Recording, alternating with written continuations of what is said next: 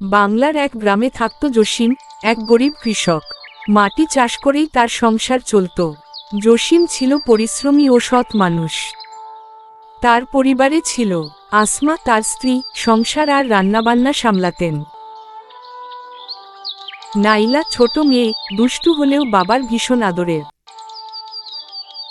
রাশেদ বড় ছেলে, পরিশ্রমী, পড়াশোনার পাশাপাশি বাবাকে খেতে সাহায্য করত। আর ছিল তাদের মা হালিমা খাতুন, বয়সের ভারে নুয়ে পড়লেও সবার জন্য দোয়া করতে ভোলেন না। সব মিলিয়ে তাদের সংসারটা ছিল ছোট্ট হলেও ভীষণ সুখী। একদিন দুপুরে জসিম মাঠে কাজ করছিল। হঠাৎ গ্রামের কয়েকজনের গরু ধানক্ষেতে ঢুকে পড়ে। চোখের পলকে গরুগুলো সবুজ ধানের জমি মারিয়ে দিল, অনেকটা ফসল খেয়ে ফেলল, বাকিটা মাটিতে লুটিয়ে নষ্ট করে দিল। জসিম হতবাক হয়ে দাঁড়িয়ে গেল।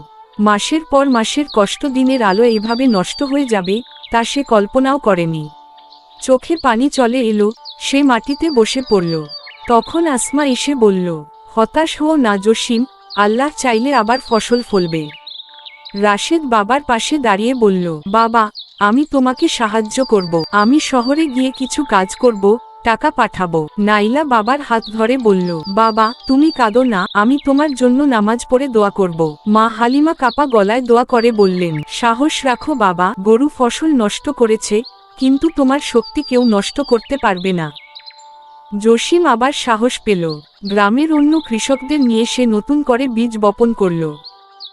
রাশেদ শহর থেকে নতুন কৃষি প্রযুক্তির খবর এনে দিল। জসিম সেটি কাজে লাগাল। কিছুদিনের মধ্যেই তার জমি আবার সবুজ হয়ে উঠল। যে মানুষ একদিন ভেঙে পড়েছিল, সেই জসিম আবার খুঁজে পেল নতুন আশা আর শক্তি। পরিবার ও সাহস থাকলে জীবনের বড় ক্ষতিও নতুন করে জয়ের পথে নিয়ে যেতে পারে।